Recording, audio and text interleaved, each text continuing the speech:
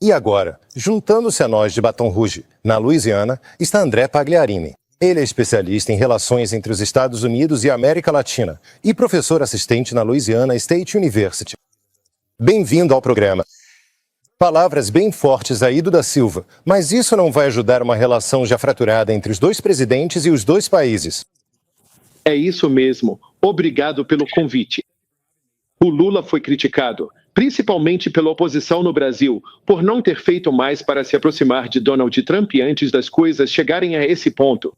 E o Lula diz que está disposto a conversar com o presidente dos Estados Unidos. Ele sempre se deu bem com todos os presidentes dos Estados Unidos durante seus longos anos como presidente. Ele, claro, foi eleito 2 vezes no início dos anos 2000 e agora está de volta, tendo vencido as eleições de 2022.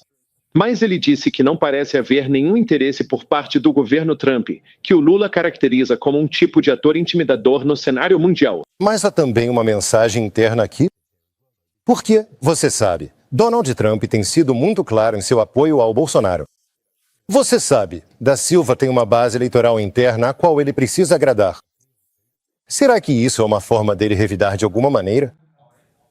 Eu tenho um artigo que acabou de sair na revista Foreign Policy que defende essa ideia de que o governo Trump, na minha opinião, parece estar recebendo, talvez, conselhos não muito bons. Porque o que foi feito ao tomar essa medida, sim, vai prejudicar a economia brasileira, os produtores brasileiros, o povo brasileiro, mas é um presente político para o governo Lula, que de várias formas tem tido dificuldades, neste seu 3º mandato, de deixar uma marca política realmente significativa. Eles têm enfrentado dificuldades nas pesquisas, têm tido problemas nas negociações com o Congresso, que é dominado por forças de oposição. Isso, de repente, dá ao Lula uma narrativa muito poderosa para apresentar ao público interno enquanto ele se prepara para uma campanha política de reeleição no ano que vem. Lula agora pode, de forma convincente, se apresentar como a pessoa que defende as instituições brasileiras, a Constituição brasileira, contra a interferência estrangeira, neste caso, do país mais poderoso do mundo, que está claramente tentando pressionar o presidente brasileiro para desfazer a ordem democrática ao tentar fazer com que o Supremo Tribunal Federal arquive o caso contra Bolsonaro. Não é assim que as coisas funcionam, e agora Lula pode argumentar isso de forma muito enfática para o público interno. E as pesquisas mostram que eles estão se unindo em torno dessa mensagem, pelo menos neste primeiro momento. Mas, neste momento, existe alguma saída para Trump ou, para da Silva de alguma forma? Esse é o desafio, os motivos específicos que Trump deu para essa tarifa de 50% nessa carta que ele escreveu, que ele postou no Truth Social, o que o Lula, à moda antiga, não gostou, e são ambos pontos que, do ponto de vista brasileiro, realmente não são negociáveis. Uma delas era, basicamente, anistia para Bolsonaro, por seu suposto envolvimento em uma tentativa de golpe, e a exigência do Supremo Tribunal de que, basicamente, as empresas de redes sociais sigam as leis brasileiras se quiserem operar no país. Não há muito espaço para manobra aí. E agora, o Lula é alguém que, tanto críticos quanto aliados dizem, é alguém que gosta de negociar. Às vezes, os críticos, até mesmo apoiadores, diriam que ele negocia demais, mas o Lula disse explicitamente que o problema aqui é que o presidente americano não deu nenhum espaço para a manobra nessas questões. Então, a resposta curta para a sua pergunta é que é difícil ver onde está a saída para isso.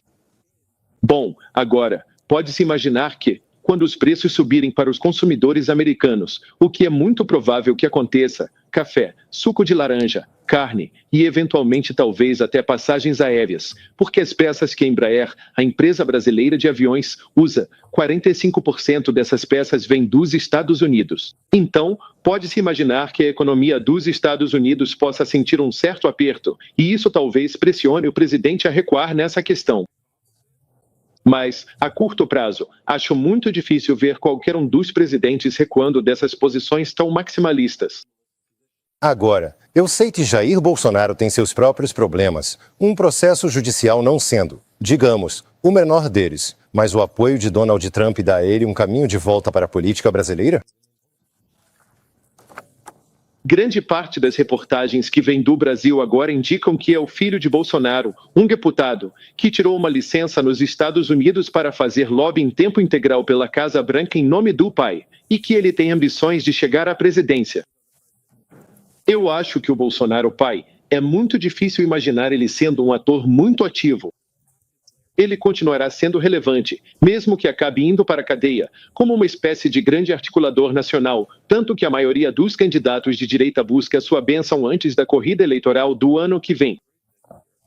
Mas ele mesmo, eu acho, teria muita dificuldade para se inserir na conversa presidencial. O que eu acho que estamos vendo aqui é uma tentativa da direita no Brasil de definir o futuro da oposição ao Partido dos Trabalhadores, ao Lula. Andréa Pagliarini ao vivo para nós lá em Baton Rouge, Louisiana. Muito obrigado. Reflexões fascinantes. Muito obrigado.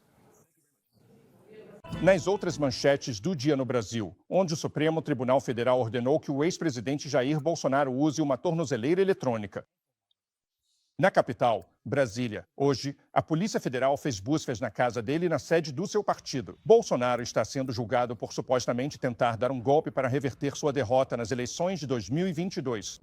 O tribunal também proibiu o ex-presidente, de 70 anos, de sair de casa à noite e de se comunicar com aliados-chave. Isso inclui seu filho, Eduardo, que esteve nos Estados Unidos fazendo lobby junto ao governo Trump em nome do pai. Hoje, Bolsonaro chamou as medidas de uma humilhação suprema. Não há nada de concreto ali. Não há prova de nada. Além disso, nunca pensei em sair do Brasil. Nunca pensei em ir para a embaixada. Mas as medidas cautelares foram impostas por causa disso. Bolsonaro também disse à agência de notícias Reuters que acha que as ordens do tribunal são uma resposta às críticas do presidente Trump ao seu julgamento. Ambos chamaram isso de caça às bruxas. E na semana passada, o senhor Trump disse que imporia uma tarifa de 50% sobre produtos brasileiros, vinculando-as diretamente aos problemas legais de Bolsonaro.